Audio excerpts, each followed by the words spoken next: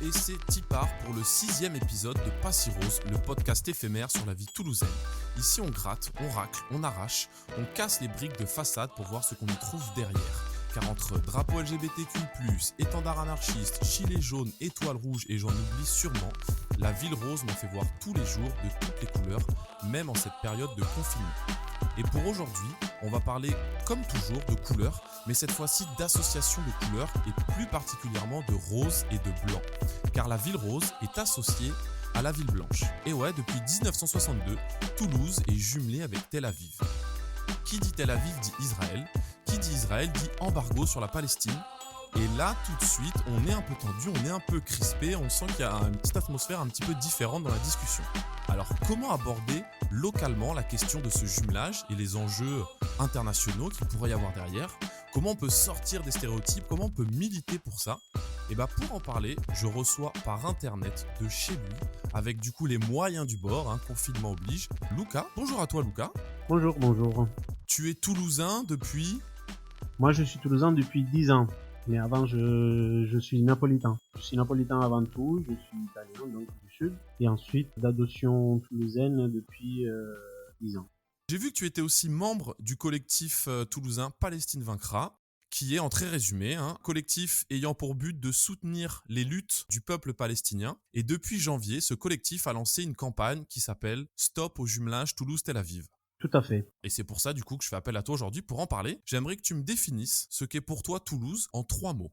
Je dirais militante, chaleureuse, mais pas assez sale. Tout en un mot, pas assez sale. Tout en un mot, ça marche, pas de souci. Alors du coup, quels sont les enjeux sociaux, politiques, économiques de ce jumelage, que ça soit localement à Toulouse ou internationalement, pour toi? Ok. Moi, j'essaierai quand même de parler, bien sûr, pour moi, mais d'une façon que ça soit la plus collective possible. En tant que collectif, disons. Bien sûr, nous, on a certains positionnements qui sont partagés à l'intérieur du collectif, qui est en construction, où on débat, où on discute beaucoup. Donc, les enjeux du jumelage sont naturellement plusieurs. Il y a un enjeu strictement, on va dire, politique, culturel, échange d'informations, d'étudiants, de savoir-faire, etc.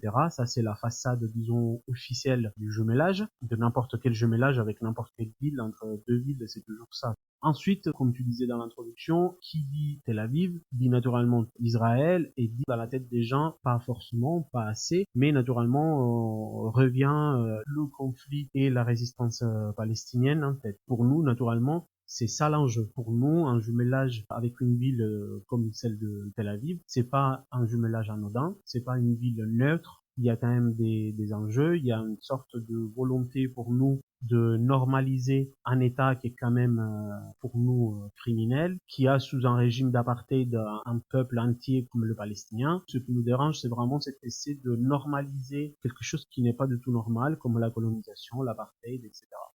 Ouais, dans l'idée où par exemple tu parles d'un régime qui pratique l'apartheid, les populations en fonction de leur confession n'habitent pas au même endroit, n'ont pas les mêmes conditions de vie. Sur les cartes d'identité est écrit la confession, il y a 2 types de citoyenneté, de régimes de citoyenneté, on n'a pas les mêmes droits, on n'a pas les mêmes devoirs, les mêmes acquis sociaux en fonction de sa religion et de son ethnie. Et ça, effectivement, c'est quelque chose qui n'est pas forcément mis en avant quand on parle de ce pays. Pour toi, en tout cas, ou pour vous, c'est plus lutter contre cette normalisation de Contre ces... la normalisation et contre cette volonté de donner une façade propre au-delà de l'apartheid. Il y a de la colonisation aussi, c'est-à-dire qu'Israël essaye de conquérir, de grignoter encore et encore des terres depuis la Nakba, depuis 1948. Tel Aviv, par exemple, elle est montrée comme une des villes les plus occidentales et les plus ouvertes, même pour la communauté LGBT, etc., etc. Alors qu'il y a quand même une ville qui est construite, qui était fondée sur les ruines du village palestinien, même avant la création d'Israël par des colons sionistes. Donc nous, effectivement, l'apartheid, au-delà de la confession, c'est vraiment un problème de nettoyage ethnique. Pour nous, c'est vraiment ça l'enjeu et surtout faire comprendre que c'est quelque chose qui nous touche tous les jours, tout le monde. Quelque chose que, voilà, Toulouse met en place depuis maintenant 60 ans. Tous les mairies, tous les gouvernements, toutes les municipalités ont quand même re-signé et fait perdurer dans le temps. Tu as des villes similaires, en tout cas, qui ont été jumelées, mais qui ont, je sais pas si c'était forcément dû à une action militante ou après à un changement de municipalité. Il me semble que tu as la mairie de Lille, par exemple, qui était jumelée avec une ville israélienne et qui, bah, du coup, à un moment dans son programme politique, a décidé, sans doute pour la même raison, d'arrêter ce jumelage, quoi. Donc c'est possible de le faire. C'était suite aux derniers bombardements qui ont eu même en ampleur internationale sur Gaza. L'île a décidé d'arrêter le jumelage. Et là, on revient effectivement à qu'est-ce que ça peut représenter en idée jumelage, c'est-à-dire rompre le jumelage. C'est pas pour autant que le peuple palestinien va être libéré, mais c'est quand même un message politique important, fort, de prise de distance de la politique israélienne vis-à-vis du peuple palestinien. Et ça représenterait une prise de position importante de la part de nos représentants. Comme quoi, la ville de Toulouse rompt le jumelage avec Tel Aviv, et du coup, bien sûr, ça va avoir un impact politique. Une des questions qui revient souvent sur l'embargo, la colonisation, le problème israélo-palestinien, c'est qu'il y a une reconnaissance à l'international. Et du coup, bah, nous, dans notre quotidien, avec la ville de Toulouse, bah, peut-être qu'on n'est pas l'ONU, on n'est pas la France, mais on participe quand même à cette reconnaissance. En quelque sorte, on adhère, on remet pas en question, sûrement, une certaine politique, une certaine dynamique des choses. De notre point de vue, on est complice de l'embargo, de blocus, de la colonisation, etc.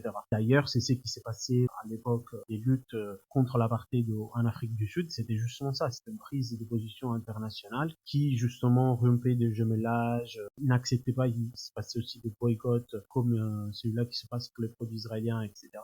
Et donc, naturellement, la communauté internationale, à travers ces petites actions, pouvait avoir une influence sur la politique de ce pays. Avant de voir concrètement qu'est-ce qui est du coup possible de faire, nous en tant que citoyens, citoyennes, en tout cas militants, militantes de Toulouse, j'aimerais revenir du coup sur la démarche du collectif. C'est que c'est très souvent, médiatiquement, en tout cas je trouve que ça peut très vite être réduit à un conflit religieux ou un conflit ethnique. Pour toi, c'est quoi les risques de ces raccourcis et comment vous faites pour sortir de ça comme cliché, pour en tout cas construire une lutte qui sort de ces principes-là? Chaque fois que nous, on a des apparitions publiques et qu'on peut discuter avec les gens, finalement, cette vision qui réduit aux stéréotypes de guerre de religion, finalement, assez marginale, heureusement, mais bien sûr, existe. Pour nous qui sommes un collectif politique et antisioniste, c'est bien sûr un des dangers les plus horribles parce qu'ils nous vont nous attaquer, ils vont nous critiquer en tant qu'antisémites. Et je souligne que pour nous c'est un insulte car nous, notre démarche, notre antisionisme est strictement politique. Et on pense que le sionisme, donc l'inverse, c'est une idéologie construite, bien précise, c'est une idéologie raciste. Nous, en tant que collectif et en tant que militants antiracistes, on est donc antisionistes et on ne pourra jamais être antisémite. Qu'est-ce qu'on fait quand les gens ils nous interrogent là-dessus?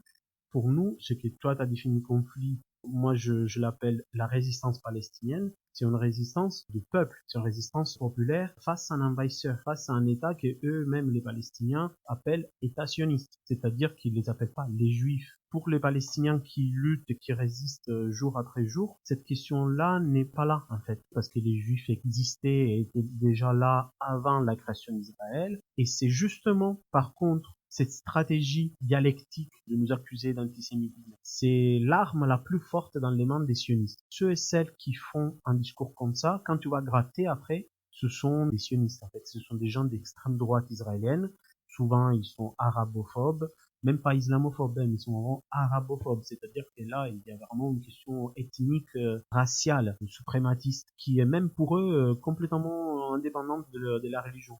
Pour nous, c'est vraiment l'arme dans les mains du sionisme, celle de réduire à cette dynamique t'es antisioniste, ben alors t'es comme un antisémite. D'ailleurs, les interventions de Macron sont dans ce sens à chaque fois. La résolution Maillard, qui est quand même une résolution qui a été votée en décembre par l'Assemblée, c'était ça justement, de mettre sur le même plan les combats antisionistes et l'antisémitisme. Donc effectivement, c'est une tendance. Nous, on y voit carrément une politique de la part de l'extrême droite israélienne, celle d'associer l'antisionisme et l'antisémitisme. D'ailleurs, juste de façade, parce que l'extrême droite israélienne est appuyée par toutes les extrêmes droites européennes, de Orban en Hongrie, en passant par Salvini en Italie, jusqu'à Marine Le Pen. Par là, je veux te dire des vrais gens qui, dans leur historique, dans leur histoire, sont antisémites. Les nazillons de Orban, ou même en Italie, ils ont quand même une forte imprinting, une forte formation antisémite. Pour nous, c'est un combat antisioniste, et l'antisionisme ne peut pas être qu'est antiraciste. Cette accusation ou cette petite querelle, on essaie de ne même pas y rentrer, parce que pour nous, c'est pas une guerre de religion, en fait. C'est une résistance populaire, avec des cailloux, même armée, ça peut être, mais face à l'armée la plus puissante du Moyen-Orient. Après, qu'elle soit juive, catho, orthodoxe, etc., ça c'est un détail. Bon.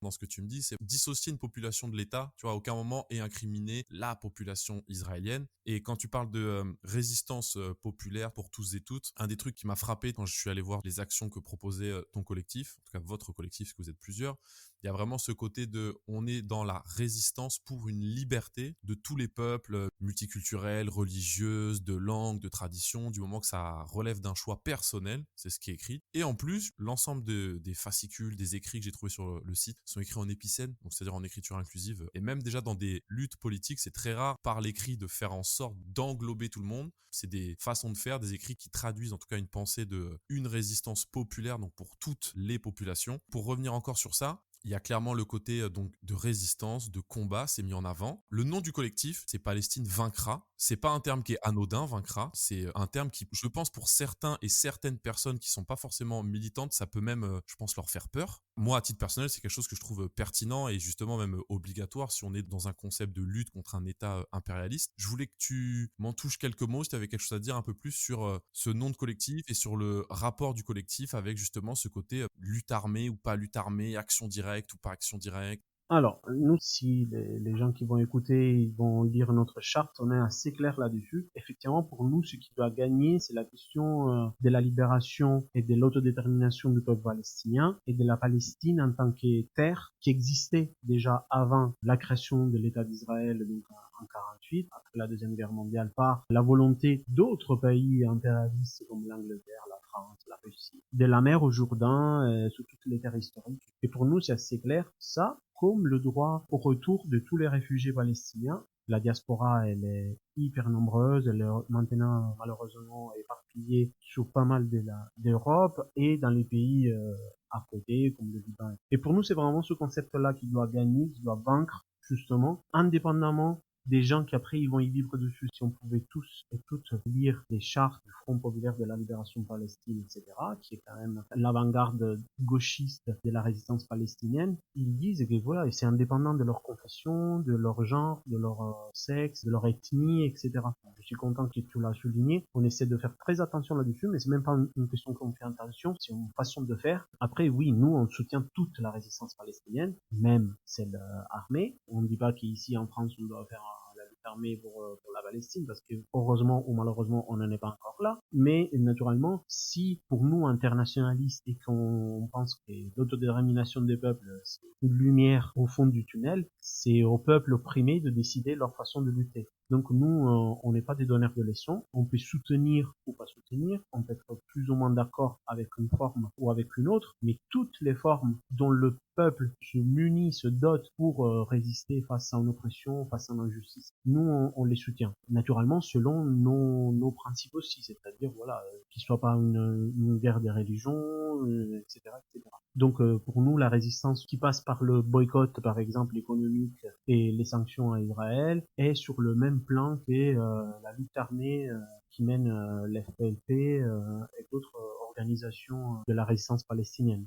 C'est rare d'avoir des gens qui se sentent d'avoir un discours conscient sur les divers moyens de lutte et sur la lutte armée. Parce que c'est quelque chose justement qui peut très vite faire peur aux personnes. Sous-entendu, c'est pas raisonné, c'est pas réfléchi, c'est pulsionnel. Je voulais revenir pour approfondir un petit peu ça, sur quelques phrases qui sont écrites dans la charte. Le collectif Palestine vaincra soutient la lutte du peuple palestinien contre le sionisme, l'impérialisme et les régimes réactionnaires arabes. Il y a nous soutenons en particulier la résistance progressiste et révolutionnaire qui se bat pour une libération nationale et sociale.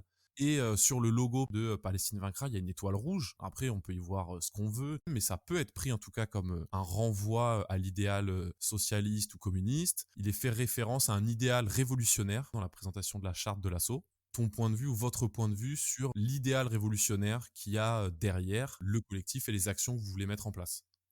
Nous, ce qu'on pense, c'est que quand même, ce qui se passe en Palestine depuis 60 ans, avec une résistance indéfectable de ce peuple dans toutes ses formes, avec les deux intifadas, avec les jeunes qui jettent des cailloux sur des chars, avec le boycott, une résistance qui sait se renouveler à chaque fois, qui a subi des hauts et des bas, qui a subi même la tentative d'être muselé, ligoté avec l'invention de l'autorité palestinienne, qui a été essayé d'être trompé avec les accords de Oslo. Et malgré tout cela, c'est une résistance encore vive, encore efficace. Elle passe par beaucoup de choses, la résistance palestinienne, et pour nous, c'est vraiment une des pointes les plus avancées, avec peut-être les Kurdes, mais ce qui pourrait vraiment se faire ou aspirer comme guerre populaire, comme libération populaire, et comme résistance populaire. C'est un théâtre, c'est une scène révolutionnaire, comme ça pouvait être la résistance populaire des Viet Cong lors de la guerre des États-Unis, etc.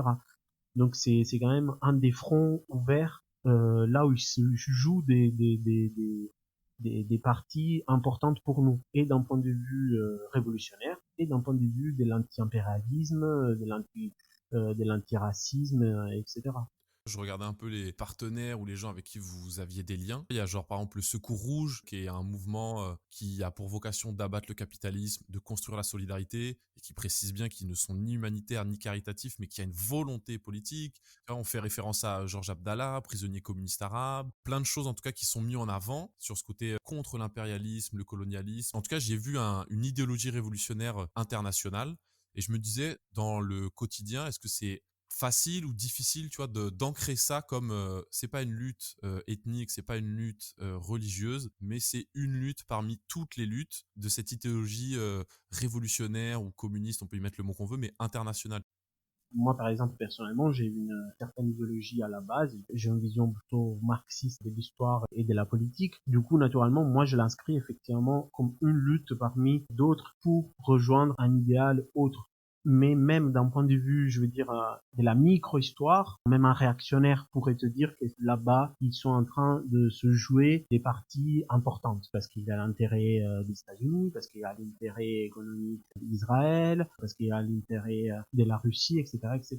Donc ça veut dire que là-bas, au-delà de ce que nous, on peut en penser, c'est un des scénarios importants, et c'est pour ça que je pense que les gauchistes, les révolutionnaires en tout cas, devraient s'y intéresser pour faire valoir, comme toujours, ce fameux rapport de force qui devrait un jour nous amener à faire basculer l'histoire à notre avantage et l'arracher des mains de la bourgeoisie, des patrons et des impérialistes. Donc absolument, nous, nos partenaires et nos interlocuteurs, ils font carrément partie du milieu gauchiste. Tu ne trouveras jamais alliés à des faux amis, mais des vrais ennemis comme Soral ou Dieudonné, qui derrière leur antisémitisme de façade cachent leur racisme, leur antisémitisme de fond. Et effectivement, nos interlocuteurs sont tous de la mouvance antifasciste, anticapitaliste. Pas tous, mais Pour moi, déjà, ça fait déjà grandement le tri dans les gens qui voudront bien dialoguer ou avancer dans ce voilà, c'est sens-là. ça. Parce que du coup, le côté juste antisioniste pour vendre du papier ou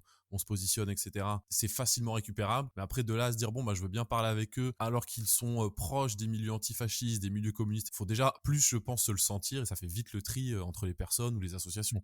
Et pour nous, je pense que c'est même important d'apparaître pas justement comme un collectif qui peut être dans la tête des gens, les entre guillemets, parce que j'en viens, donc je pense que je peux me mettre les antifas, c'est-à-dire qu'ils ont toute une esthétique aussi qui va dans certains sens, dans les actions que nous on mène. Il y a des tables publiques, il y a des stands au milieu du Capitole, derrière là au square Charles de Gaulle. On a beaucoup d'apparitions publiques justement parce que je pense que ça fait du bien aussi au milieu gauchiste, ce côté on va vers les gens, on pose une problématique, on pose une question, on pose un problème, et à travers cela, on véhicule quand même des discours importants. Il y a plein de portes d'entrée. Dans toutes les choses que tu as présentées, tout à l'heure, tu en as vraiment mis plusieurs. Il y a ce côté, c'est un État qui peut être considéré comme pro-occidental ou pro-impérialiste dans ce qu'est l'Europe riche, les États-Unis, le Canada, etc. Il y a donc un enjeu, en tout cas international, pour ces pays-là d'avoir ce que eux appellent leur démocratie au Moyen-Orient. Il y a ce que tu as présenté comme la résistance pur et simple du peuple palestinien qui se fait coloniser. Et en plus, après, il y a aussi des choses qui se passent au sein même de l'État d'Israël sur sa population, où là aussi, il y a des portes d'entrée. Sur quelques années, il y avait le scandale de, l'État israélien, de manière déguisée en tout cas, stérilise toutes les femmes falachas. C'est, on va dire, un courant religieux et un peu ethnique, en tout cas vu comme ça, des femmes juives d'Éthiopie. Et toi, tu as commencé à parler des façons de faire. C'est quoi les moyens que vous mettez en place pour du coup cette campagne Stop au jumelage Toulouse-Tel Aviv? Alors, pour cette campagne-là, on s'est doté de plusieurs actions. Naturellement, on a profité des élections municipales. Je te le dis un peu dans le désordre, hein, pas dans l'ordre chronologique dans lequel on a fait. On a essayé d'abord d'interroger les différents candidats et candidates, les différentes listes lors des tribunes publiques, comme par exemple à Place Whitson, il y a eu une première table ronde avec les partis les plus importants. Et nous, on était dehors avec des affiches. Et là, on a eu droit à un premier coup de Moudank qui passe et qui nous dit, avant de rentrer, vive Israël. Ça sera pas lui qui va rompre le jumelage. On parle de la politique de Moudenc, je te jure, c'est une récurrente de chaque épisode. Chaque personne interviewée arrive à glisser un truc de la politique municipale de Moudenc de ces dernières années. On le déteste bien, lui. C'est pas mal, ouais. Et lui, il nous déteste beaucoup, je pense aussi. Nous, en tant que gauchistes. On a interpellé toutes les listes une par une avec des courriers ou avec des interpellations lors, par exemple, des meetings. On est allé tracter à l'extérieur des meetings. On a organisé plusieurs tables d'infos sur des marchés comme à Bagatelle, la Rainerie, Cristal, etc. On a organisé des tables en amont des manifs des Gilets jaunes et des manifs retraite. On a organisé des tables d'infos à la fac. Les moments forts ont été des stands au Capitole. Ça, c'est un rendez-vous qu'on a décidé de se donner une fois par mois. Chaque fois, c'est un thème. Hein. Il y a eu sur la libération de Ahmed Sadat, qui est le secrétaire général de FPLP, sur la situation à Gaza, et ensuite, il y a eu sur le jumelage. C'est une campagne encore ouverte. Vous pouvez aller signer la pétition en ligne, c'est très facile. On a vraiment beaucoup de signatures sur papier et en ligne. Et après, on fait de la propagande sur la ville, comme des collages, des autocs. Les autocs et les affiches sont à récupérer aussi sur nos tables d'information. Donc, on permet aux gens de décorer leur frigo ou leur ville. Le fait que des personnalités politiques, notamment Moudenc, ne soutiennent pas ce genre d'initiative et soient pro-État israélien, c'est pas forcément choquant, parce que là, en gros, on parle de cet État-là en se disant, ok, c'est un État qui est impérialiste, qui est colonialiste, etc. Mais Moudenc est soutenu par La République En Marche. Et actuellement, La République En Marche, c'est le gouvernement français au pouvoir qui tolère le camp de Moria à Lesbos et la politique européenne de on entasse des gens, on les parque. Même en Europe, il y a des camps, il y a des embargos et on peut retrouver pas forcément des processus de colonisation, mais des processus, on va dire, de regroupement de camps de concentration de personnes qu'on ne souhaite pas voir sur notre territoire. C'est des choses qui se font aussi en Europe. Et effectivement, à partir du moment où un politicien tolère ça, revendique ça, ou en tout cas s'affilie à un gouvernement qui met ça en place, c'est forcément difficile pour lui, je pense, encore plus loin de se mobiliser, en tout cas. Oui, absolument. Mais en plus, il fait même pas semblant. C'est pas un Cohen qui pourrait effectivement être un peu en embarras. Comme par exemple, ça a été la base d'Archipel. Archipel citoyen, c'est un des partis dont la base, elle a un peu débattu justement si adhérer ou pas à notre campagne. Alors que par exemple le MPA et d'autres partis ont appuyé la campagne, Archipel s'est divisé là-dessus. Les représentants ils n'ont pas voulu se mouiller parce qu'effectivement une fois qu'après on devient des candidats et on devient partie de la mairie, de la municipalité de Toulouse, naturellement là il y a d'autres piétons sous l'échiquier et donc c'est plus compliqué pour eux de se montrer encore décidés à par exemple rompre le jumelage. Alors que le NPA, en tant que nouveau parti anticapitaliste, il y a un idéal anticapitaliste et donc généralement au capitalisme est rattaché énormément de choses comme l'impérialisme, le colonialisme, aller chercher de la richesse ailleurs, exploiter des travailleurs et des travailleuses ailleurs. Bah, effectivement, pour eux, c'est logique dans la suite de ce mouvement-là que de se positionner pour la pétition. Le MPA, c'est un interlocuteur pour nous sur la Palestine, de toutes les manifestations, de tous les rassemblements. On se retrouve souvent sur les mêmes thèmes, dans les mêmes rassemblements, dans les mêmes manifs. Tu parlais aussi tout à l'heure de stands qui ont lieu, je crois, tous les mois au Capitole, enfin en tout cas au métro. Comment c'est possible que la mairie de Toulouse actuelle laisse un stand avec Palestine vaincra une étoile rouge? Comment ça s'est fait? Est-ce qu'il y a eu des bâtons dans les roues? Nous, en fait, on a décidé à l'intérieur de notre collectif de déposer les stands qu'on fait. Quand on dit on dépose à la préfecture un rassemblement, c'est-à-dire qu'on donne, en fait, ça se passe à la préfecture quand c'est quelque chose de politique, et quand c'est quelque chose de culturel, ça se passe par la mairie. Et nous, en fait, on dépose à la préfecture. Naturellement, c'est plus chaud quand même pour la préfecture de nous interdire ou non autoriser une manifestation. Et donc, normalement, si on n'a pas de réponse, le rassemblement n'est pas ouvertement annulé, interdit. Et du coup, il peut avoir lieu. On arrive donc au bâton entre les roues. Les bâtons dans les roues, ce sont la police municipale qui vient nous parler souvent lors de ces stands. Pour eux, nous, on devrait le déposer à la mairie. Nous, on dit qu'on l'a déposé à la préfecture. Et eux, ils appellent leurs copains à la préfecture. Et effectivement, c'était déposé. Ça a été non interdit ou non annulé. Mais ceci dit, ils nous ont empêché de mettre la musique. Naturellement, on était un peu toléré avant la campagne. Depuis qu'on mène la campagne contre le jumelage, je veux dire, lors d'un stand de 3 heures, on les a 2 ou 3 fois. Et les dernières fois, on a eu même des sionistes qui se sont présentés. Il y avait un monsieur qui voulait, de ma part, le papier qui m'autorisait à être là. Il a quand même tenu à appeler la police, donc ils sont arrivés. Bon, bref, on voit que ce qu'on fait énerve une certaine partie de nos ennemis, donc on est assez content. Et sur toutes ces choses qui sont mises, tu vois, tenir un stand, donc c'est-à-dire ça demande des personnes, ça demande des ressources matérielles. Moi, j'ai vu, en tout cas dans différents lieux associatifs de Toulouse, plein d'affiches, plein d'autocollants. Il y a un site internet, il y a plusieurs comptes sur différents réseaux sociaux. Tout ça, quand même, ça a un prix d'impression, de maintenance, etc. Comment vous arrivez à financer tous ces moyens de la lutte? Est-ce que c'est que des sous Autofinancement. personnels? Est-ce que tu as des actions payantes qui permettent de reverser? Est-ce que c'est une solidarité, je sais pas, entre différentes caisses? À l'intérieur du collectif, pour les gens qui peuvent et qui veulent, on a une cotisation. Et ça, c'est les gens du collectif. Après, malheureusement, on n'est pas encore des milliers. Après, non, on marche par autofinancement. Lors de nos stands, il y aura toujours une caisse qui se balade sur la table et les gens qui passent peuvent mettre quelque chose. Après, c'est vrai qu'on a des gens assez capables et d'un point de vue graphique et d'un point de vue de la trésorerie pour optimiser les dépenses. Après, bien sûr, on a des sites de référence où on fait des autocollants, etc. Mais on n'a pas d'autres revenus là-dessus. D'ailleurs, on avait fait une caisse pour une campagne, je ne sais plus laquelle maintenant, mais qui était indicible, par exemple, de l'attaque des sionistes. Ils nous ont fait fermer la cagnotte online. Une victoire pour eux, quoi. Ils ont réussi. Ah ouais, non, mais eux, ils ont pas mal de savoir-faire, surtout sur tout ce qui concerne les réseaux sociaux, Internet. Ils arrivent à copier des numéros de téléphone, vous appelez avec des numéros qui s'affichent, qui ne sont pas les réels, ou qui peuvent être celles du commissariat. Ils ont assez de savoir-faire. Groupuscule plutôt organisé, qui quand même, en tout cas sur Toulouse, d'année en année, commence à regagner un petit peu de terrain. Je crois que c'était le mois dernier, la conférence, je sais plus si c'était Ménard ou un de ses collègues. Il y a des antifas qui sont venus pour essayer d'annuler ça. Toulouse, il y a quand même, comme dans plein d'endroits, une bonne résurgence de l'extrême droite, de ces mouvements-là.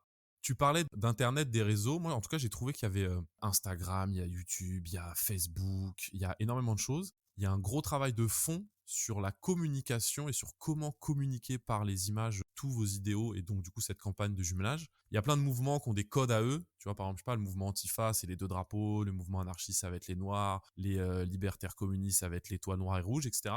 Et ça, c'est quelque chose qui est très dépouillé. Et je trouve que ça permet même aux gens de pouvoir rentrer dans les visuels, dans la communication, sans se dire direct, ah, bah tiens, c'est méga gauchiste, c'est méga révolutionnaire, c'est ceci, c'est cela. Et du coup, de se concentrer plus sur le propos pour sensibiliser les gens, ou en tout cas pour mobiliser les Toulousains et les Toulousaines à ça. Est-ce que c'est pas trop galère? Est-ce que c'est pas trop dur? C'est un sujet qui peut vite générer des crispations, c'est sensible, c'est choisir son camp, c'est... Alors, juste 2 mots sur effectivement la communication, etc. Pour nous, c'est vrai, comme tu l'as bien relevé, c'est-à-dire que nous, on essaie d'être assez présent sur les réseaux sociaux, sur la communication et d'avoir même des visuels ou des images propres et d'un point de vue technique, du graphisme et d'un point de vue du contenu politique. Car nous, on pense que Internet, ce type de communication, c'est un terrain de combat. Sur lesquels se joue aussi voilà une certaine influence, certains rapports de force et certaines idéologies. Ce que nous on considère nos ennemis, ils savent le faire aussi. Comme j'ai déjà cité là-dessus, ils ont assez de savoir-faire et les sites où les propos complotistes sont la preuve, les sites et les profils nazis, nazillons et fascistes ils sont là aussi pour le prouver, etc. Et la politique de politiciens tels que Salvini, Orban, je reviens là-dessus, qui peuvent avoir autant d'emprise sur les gens passent par ce type de communication aussi. Donc c'est à nous aussi d'exercer ce fameux rapport de force et ce combat. Ensuite, pour répondre à ta question sur le c'est pas trop galère, ça dépend des périodes, mais les gens à Toulouse, ils commencent à nous connaître, à nous reconnaître. Certains et certaines des militants qui sont aujourd'hui à Collectif Palestinien Ankara militaient avant dans un autre collectif qui s'appelait Coup pour Coup 31, c'était un collectif anti-impérialiste, qui s'est dissous et refondé avec le collectif palestinien Ankara. Et après, ça dépend des périodes, ça dépend des lieux, du moment de l'année, de ce qui se passe en Palestine. Franchement, non, c'est pas trop galère de discuter avec les gens. C'est-à-dire que les gens, effectivement, ils peuvent nous dire mais pourquoi on s'intéresse à la Palestine alors qu'on a beaucoup de problèmes ici, etc. Mais après, je te dis, comme on en a déjà discuté tout à l'heure, dans n'importe quelle langue, dans n'importe quel côté tu prends le problème, tu peux toujours aborder la question palestinienne et l'intérêt aujourd'hui, en France aussi, à Toulouse aussi. Et c'est aussi dans cette démarche qu'on a voulu faire cette campagne contre le jumelage avec Tel Aviv, justement pour faire comprendre que c'est pas un combat loin et lointain parce que ça se passe à des centaines de kilomètres de distance, mais c'est un combat qu'on peut mener ici tous les jours. Et quand on dit aux gens que par exemple on récolte des fonds, on récolte des sous pour les envoyer à des centres sociaux dans des camps de réfugiés, on le fait. Quand on dit de récolter des signatures pour la pétition contre le jumelage Toulouse, on le fait. C'est quelque chose qu'on dit aux gens matériellement qu'ils peuvent faire. Nous, notre ressenti, c'est que les gens veulent faire. C'est ça la réponse à laquelle on est plutôt confronté, c'est à quoi ça sert? Qu'est-ce que je peux faire pour? Pour nous, c'est important de dire aux gens et de donner aux gens des objectifs clairs, voilà, matériels. Tu as parlé aussi au début de l'imagerie de la droite, de l'extrême droite, de ce rapport de force, en tout cas sur la communication en France, d'extrême droite et tous ces mouvements, génération identitaire, le GUD, etc. Ils sont vraiment présents sur les sociaux, c'est attractif, ça donne envie, etc. Je me posais la question, comment c'est possible d'inscrire le collectif, cette campagne contre le jumelage, dans le paysage militant toulousain? Et est-ce qu'il y a des connexions qui se font avec d'autres associations ou d'autres mouvements sur la ville de Toulouse? La réponse est oui. Heureusement, la question palestinienne et le soutien à la résistance palestinienne, c'est quelque chose qui est encore présente dans l'héritage de la gauche, révolutionnaire en particulier, pour les motivations dont on discutait tout à l'heure. Et encore une fois, comme ils se font ces liens, mais par les faits. Il y a la BRIC, une équipe de rugby antifasciste, populaire et mixte. On en a parlé, si tu veux savoir, Parfait. dans le premier épisode, comme un des rares lieux où tu peux faire du sport mixte à Toulouse. Ils ont fait un tournoi pour la caisse de grève du Sud. Nous, on y est intervenu, et on a posé une table et on a participé en tant qu'athlète au tournoi. C'était pas la première fois qu'on participait à leur initiative. On avait déjà fait une autre match, une autre initiative avec eux. Les milieux antifascistes, pareil, pas tous, mais on a quand même pas mal de soutien. On a pu faire des initiatives dans leurs locaux pour la campagne pour la libération de Georges Abdallah. On collabore beaucoup naturellement avec BDS, avec Peugeot pour l'investissement et sanctions. Chaque fois que nous on essaie de faire des choses, si on retient qu'elles peuvent être plus puissantes, plus importantes, mieux réussies avec la participation d'autres organes, on essaie de discuter avec tout le monde, d'avoir un soutien assez large. Comme tu disais, après, ça se sélectionne, le tri se fait naturellement. On arrive à la dernière question que je vais te poser. Un conseil pratique pour les personnes qui écoutent. Quel conseil tu donnerais à une personne de Toulouse qui veut se mobiliser à son niveau contre le jumelage Toulouse-Tel Aviv? Déjà, il faut qu'ils sachent que c'est possible, donc de nous mobiliser, d'agir à notre petit niveau contre le jumelage et plus largement contre la politique sioniste de l'État d'Israël. Comment? Déjà, effectivement, en signant la pétition, en nous suivant sur les différents réseaux sociaux, parce qu'on communique sur les actions qu'on mène, les actions qu'on va mener, comme les stands, donc passer au stand, nous parler, discuter avec nous. On a plein de matériel de propagande et d'information.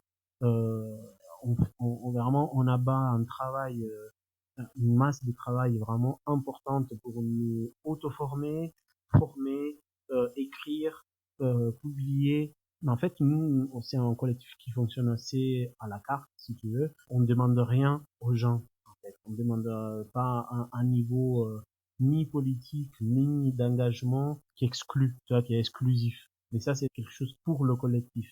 Plus largement, parler, en fait, discuter autour de soi et être assez éveillé sur ces questions-là. Quand, par exemple, les gens ils parlent de conflit israélo-palestinien, le lexique et les mots sont importants aussi. Un conflit, non. Un conflit prévoit deux armées qui s'opposent alors que là on parle des gens qui sont des petits roquettes et des cailloux, et l'autre c'est l'armée plus puissante du Moyen-Orient. C'est une guerre avec une résistance de l'autre côté. Être assez éveillé sur ces questions-là, ne pas faire passer des choses, ne pas faire passer la petite blagounette, entre guillemets, pro-palestinienne, mais qui est finalement antisémite. Être, assez réactif et réactif sur ces petites choses, c'est déjà pas mal. Eh ben, merci pour ce conseil. On arrive à la fin de cette interview, donc merci à toi d'avoir joué le jeu, d'avoir répondu à mes questions. Merci à toi de me l'avoir posé, merci à vous de nous avoir écoutés. C'était le 6e épisode de Pas si rose, le podcast éphémère sur la vie toulousaine à retrouver tous les mardis sur YouTube, Spotify, Deezer, Podcastic, Ocha. Tu connais, non, comme diraient les deux autres. Pour aller plus loin, si le sujet t'a intéressé, je te conseille d'aller sur le site palestinevaincra.com, d'aller voir le positionnement des listes municipales sur ce sujet et le livre Israël parlons-en d'investigation sorti en 2011. Une vingtaine d'entretiens de divers points de vue qui traitent de cette situation-là. Toutes les références et les sources sont dans la description sur YouTube et Ocha. Pas si rose est un podcast indépendant et autoproduit. Cimer pour l'écoute et à la semaine pro.